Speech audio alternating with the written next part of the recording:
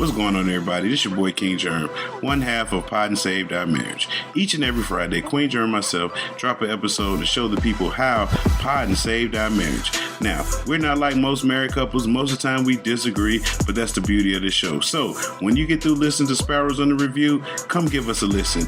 Each and every Friday on any DSP, go look for Pod and Saved Our Marriage. Ladies and gentlemen, I'm JR. And I'm Stacey. And on this venture that we're going on today, this is one of my favorite things to do. Everybody knows I love the Marvel Universe. And inside the Marvel Universe, there are different types of movies, and there are movies that are made under the Walt Disney umbrella. And then there was a set of movies that weren't. They were made by Fox Entertainment, and there's another set that's made by Sony. And in the culmination in the end of 20th Century Fox's reign over the Marvel Universe, which kind of is a tragic thing, Disney bought up 20th Century Fox. We all know that's how they acquired The Simpsons and all that other stuff. There comes a movie, 2024's Deadpool and Wolverine. Yes, that we just watched, and we're going to talk about it. And this is actually the 34th... Sorry, I thought you were continuing to talk about that. And this is the 34th film in the Marvel Cinematic Universe. Screenplay was written by Ryan Reynolds and quite a few other people. Respectively, this is a rated R movie by Marvel, one of the first under the umbrella of Disney, which is a very hard deal to have and take place. And this movie brings back Hugh Jackman after we all know the tragic end of Wolverine series with him in it. So can you explain that to me? Because I don't watch X-Men, to be honest. Basically, there was a movie called Logan. So spoilers for everybody. Basically, there was a movie, Logan, that came out. That was the title? Yeah, that was the final movie in his series. Because here's the thing that goes on. X-Men have a regular streamlined series, like Avengers. Right. Then they had some subcategory movies come out. And then Wolverine actually had his own line of movies that actually introduced Deadpool and all that other stuff. And all that stuff was under the Fox umbrella because they owned the X-Men part of Marvel at that time. Okay. Because Marvel was going bankrupt. So that's the whole story about how movie characters got sent to Universal and all these different companies, because basically Sony in the 70s grabbed hold of Spider-Man and made a TV show. Like, they've had Spider-Man since the 70s. Okay. And that's why he's still under their umbrella and certain characters there. Okay. And this being the last 20th Century Fox film, you don't see very many highlights about this, but basically when the acquisition took place, they were able to get licensed back to the mutants. That was what's always been missing from the Marvel Cinematic Universe, because when Quicksilver and his sister Scarlet Witch were in the Avengers series, their X-Men origin, because they're actually X-Men characters, was taken away, and they were given a new storyline. So now they can have their official storyline, and they can reunite with their father Magneto. Okay. So it's a whole lot that went on in this legal process that has tied in together. So this is the sequel to Deadpool and Deadpool 2. This movie ties in one thing that's been going on in the whole series, the whole multi-universe thing, and it does everything in a fun, edgy, and comedy-centric way.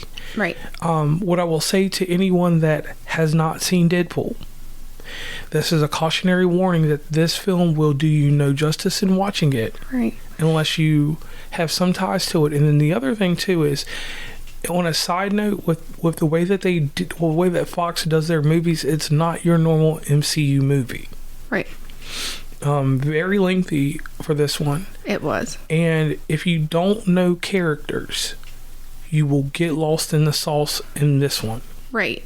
Because without giving too much away, they brought some people in that were part of movies in other places, which kind of ties into the multiverse type thing. And I had to ask you a couple times, well, who's that? Where's that one from? Who is this one person? And whatnot. One of them I knew for sure, but the other ones I didn't know anything about them. Okay. And this movie was one of those things that, because of the SAG-AFTRA strike, it kind of, production on it was suspended, started going. And the only reason I mention that is because the quality of the film that we get here is, this is the best thing to come out of the MCU in a long time. It is a really good quality movie. Like, all of the effects and background stuff and the editing and everything like that, they did a really good job putting all of that together.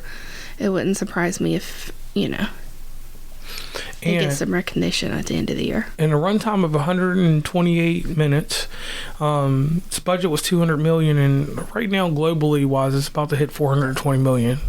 After it's all said and done, what we got right now are once again, this is another movie that we've gone to see opening weekend. Right. So we don't know box office yet.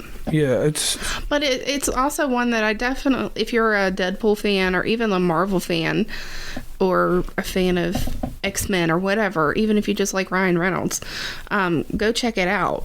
But also have a little respect for your other people watching movies in the theater. Don't take your 3 or 4 year old that can't sit still to the theater on this movie. Because, if you let your kids watch that, that's your choice, whatever. But have a little bit of respect. Like, we had an issue today where there was these 2 kids just running back and forth up and down the aisles. They weren't too loud, but it was enough to be annoying. And I will say about this movie, there are tons of cameos, and I'm not going to spoil any type of cameo in this movie because this movie, I will say this, it pays homage to 20th Century Fox Marvel. Okay. And if you understand that as a fanboy or fangirl or fan whatever, you will understand that this movie does due diligence for the people that co-star or make a cameo in this movie. And right. One Easter egg from an X-Man. I will say that there's an X-Man in here that's an Easter egg of a canceled movie that never happened. And it's a butt of a lot of jokes, but when you see him in the movie and you see what he does, you will be highly amazed at the cameos that these characters bring to the table. So a funny thing to point out is during the previews, like the opening previews of the movie, they showed us a movie that is coming out, and when we got to that part in Deadpool, like, you got to look at me whenever I say this because I don't want to spoil it for them. You know the one I'm talking about, right? Like, they had the movie with the... Yeah. Right. Of course, they could probably heard me say that because the microphone's up too loud. But that kind of threw you off, too. Like, that part in the movie, you're like, oh, it's this person. But it was really this person, which is the same person, but a different person. Right. So, like I said, if you pay attention to the thing that I said clearly in this about 20th Century Fox Marvel movies, that's basically the spoiler I just gave you. Yeah, but what all of them are technically Marvel, aren't they? But they're 20th Century Fox Marvel. They're not MCU. They don't count in this series. Okay. So it's a whole different ballgame. Another thing is Harold Happy Hogan returns, which, he's comic relief. Who's that? The guy that interviews Mr. Wade Wilson at the very beginning because he wants charter inside of the Avengers. Okay. And he, the driver. The driver, yeah. So there's so many different characters in this one that I will say this, that it was very exciting to see some members of X-Force on here. And various different things that happen, and you get the corp of Deadpool. And it's so many different things that happen in this film that make it very exciting for me. But it had some good funny parts. It had some parts where I'm just like, oh, okay. And I was kind of creeped out by the dog part. Like, I'm sorry, but how can you let a dog lick your face that much? True. And I will say this about this, that I was really, I remember when this happened, like in 2017, when the acquisition took place, I was really wondering what was going to happen to Deadpool, because I didn't feel that Disney would allow... Right, because of the basically crude nature of Deadpool. Right, but let's be honest here, and this is just a little off topic, this movie's going to save Marvel. It has enough power behind the character of Deadpool, because, people are going crazy. He's got a freaking plushie Bluetooth speaker at your local Walmart and Target. Listen, I just wanted the baby popcorn bucket and drink, but I couldn't get it because we don't have that type of theater around. Right. And that's something with a bunch of the So releases. if anybody's got an extra, let me know. But what I will say is this film was written pretty well. And it was kind of like, it's cringy in certain areas, because if you don't know this story, you like I try to put myself in the position of someone that's just watching it for the first time. Right. And if you don't know anything, Me. yeah, because you're not part of the Right. 20th century Marvel. It's a lot. I didn't watch it as it was coming out and stuff like that. So it's a lot for a person to take in all at once and try to remember all of this stuff. Those of you that are super fans and stuff like that, you know, you've watched them multiple times, so you know what's going on and you have the capability to run everything together.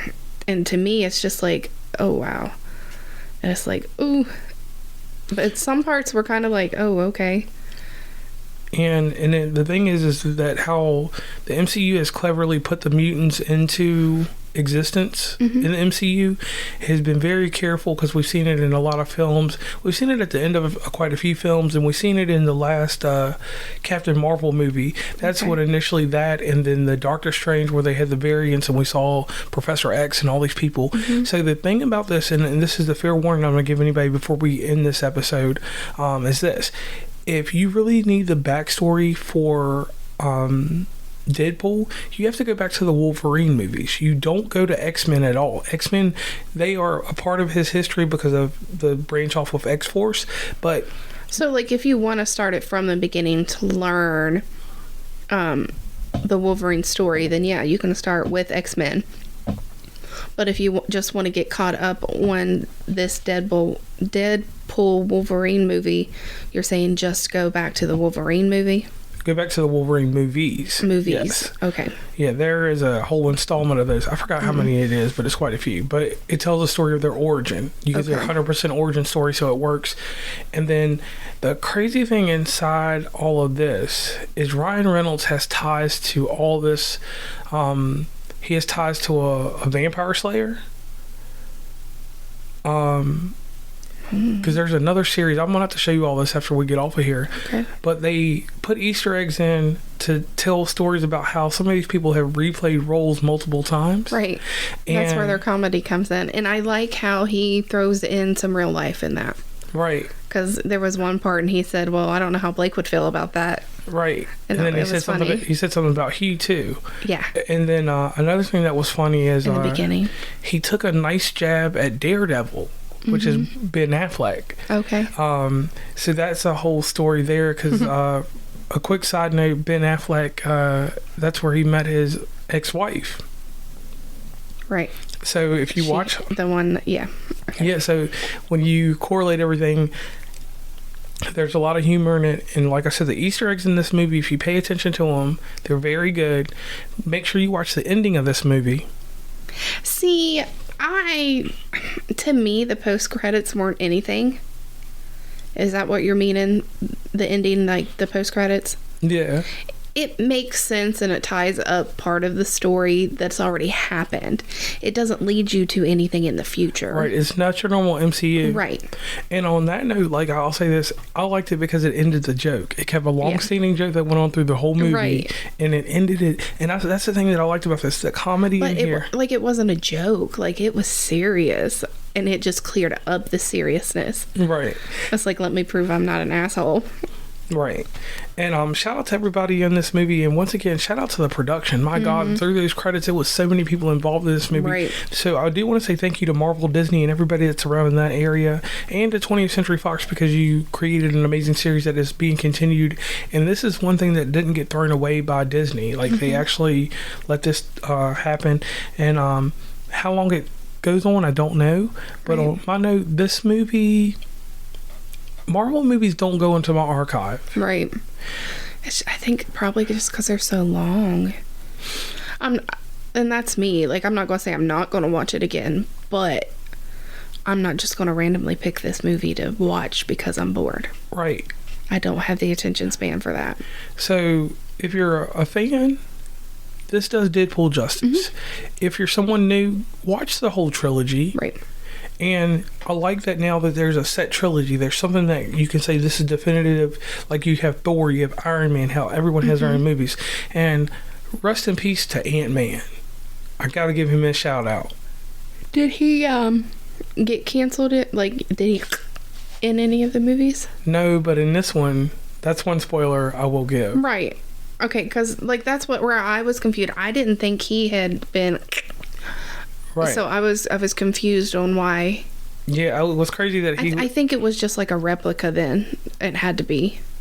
I think. Well, with the way the realities were set, somebody 87 did. Okay, because of the. Okay, that makes sense now. Because, like you said, the alternate universes and stuff like that, multiverses or whatever. Multiverses. Okay. So he got 87, and it was just okay. So he did in. Yeah. In theory for this movie. Okay. Right. So shout out to him and that. Paul Rudd, you played an amazing part in this. If you watch it, you'll understand. And shout out to smoke monsters. Ever since Lost, smoke monsters have been things that have been scary. And in this movie, there's a smoke monster that doesn't make any sense. Right. The only thing that didn't make sense to me the whole movie. But everybody, I'm JR. And I'm Stacey. And the amazing thing is you can find us across the web. Where, Stacey? We are on Instagram. Which we are once a week actively posting there for now. I do a TikTok as well. If you have any comments, questions, or suggestions, you can also email us at sparrowsunderreview@gmail.com. And I think that's about all we have right now.